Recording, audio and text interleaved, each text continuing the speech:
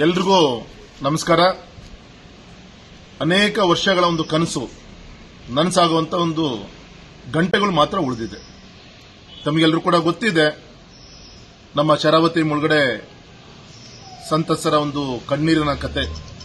ಅದರಲ್ಲೂ ವಿಶೇಷವಾಗಿ ಅಂಬಾರಗೋಡ್ಲು ಮತ್ತೆ ಕಳಸುಳಿ, ನಾವೇನು ಸಿಗಂದೂರು ಸೇತುವೆ ಅಂತ ಏನು ಹೇಳ್ತೀವಿ, ಸುಮಾರು 6 ದಶಕಗಳ ಒಂದು ಹೋರಾಟದ ಫಲ 6 ವರ್ಷಗಳಲ್ಲಿ ಈ ಸಮಸ್ಯೆಯನ್ನು ಬಗೆಹರಿಸಿ ನಾಳೆ ಅಧಿಕೃತವಾಗಿ ಲೋಕಾರ್ಪಣೆಯನ್ನು ಮಾಡ್ತಿರುವಂತಹ ನಮ್ಮ ಗೌರವಾನ್ವಿತ ಕೇಂದ್ರದ ಭೂ ಸಾರಿಗೆ ಸಚಿವರಾದಂಥ ನಿತಿನ್ ಗಡ್ಕರಿಜಿ ಅವರು, ಮತ್ತೆ ಗೌರವಾನ್ವಿತ ಕೇಂದ್ರದ ಮಂತ್ರಿಗಳಾದಂಥ ಪ್ರಹ್ಲಾದ್ ಜೋಶಿ ಅವರು, ಮತ್ತೆ ಈ ಕಾರ್ಯವನ್ನು ಜಾರಿಗೆ ತರಲೇಬೇಕು ಅಂತ ಹೇಳಿ ಒಂದು ಇಚ್ಛಾಶಕ್ತಿಯ ಒಂದು ಪ್ರದರ್ಶನವನ್ನು ಮಾಡಿದಂಥ ಪೂಜ್ಯ BS ಯಡಿಯೂರಪ್ಪನವರ ಒಂದು ನೇತೃತ್ವದಲ್ಲಿ ಇಡೀ ರಾಜ್ಯ ಸರ್ಕಾರದ ಮಂತ್ರಿ ಮಹೋದಯರು ಮತ್ತೆ ದೊಡ್ಡ ಸಂಖ್ಯೆಯಲ್ಲಿ ಮುಳುಗಡೆ ಪ್ರದೇಶದ ಆ ಭಾಗದ ಜನನು ಕೂಡ ಈ ಕಾರ್ಯಕ್ರಮದಲ್ಲಿ ಭಾಗವಹಿಸಿದ್ದಾರೆ.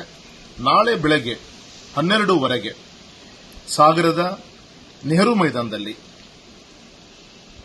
ಈಗ ಕಟ್ಟಿದಂತ ಆ ಸೇತುವೆಯನ್ನ ರಾಷ್ಟ್ರಕ್ಕೆ ಲೋಕಾರ್ಪಣೆ ಮಾಡುವಂತ ಒಂದು ಪವಿತ್ರವಾದಂತಹ ಕಾರ್ಯ. ದಯಮಾಡಿ ನಾನು ಕೈ ಮುಗಿದು ವಿನಂತಿಯನ್ನು ಮಾಡ್ಕೊಂತೀನಿ, ಈ ಒಂದು ವಿಶೇಷವಾದಂತಹ ಒಂದು ಸಂದರ್ಭವನ್ನ ತಾವೆಲ್ಲರೂ ಕೂಡ ಬರಬೇಕು, ಆ ಕಾರ್ಯಕ್ರಮದಲ್ಲಿ ಭಾಗವಹಿಸಬೇಕು. ಅದರ ಮುಖಾಂತರ ಈ ಕಾರ್ಯಕ್ರಮಕ್ಕೆ ಶಕ್ತಿ ತುಂಬಿದಂತ, ಈ ಸೇತುವೆಗೆ ಎಲ್ಲ ರೀತಿಯಂತ ಶಕ್ತಿ ತುಂಬಿದಂತ ಎಲ್ಲ ಮಹನೀಯರಿಗೆ ಒಂದು ದೊಡ್ಡ ಒಂದು ಅಭಿನಂದನೆ ಹೇಳುವಂತ ಒಂದು ಕಾರ್ಯ.